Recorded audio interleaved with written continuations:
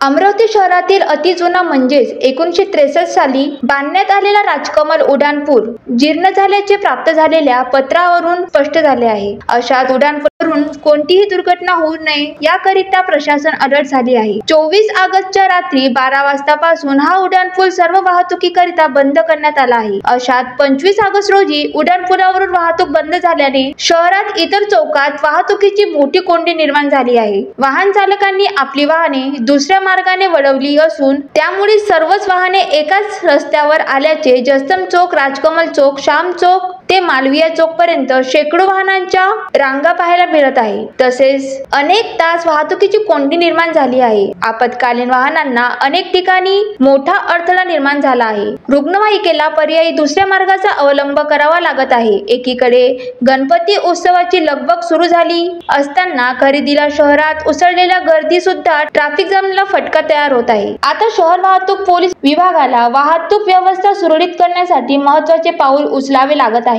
Vidarbha city news, Amravati.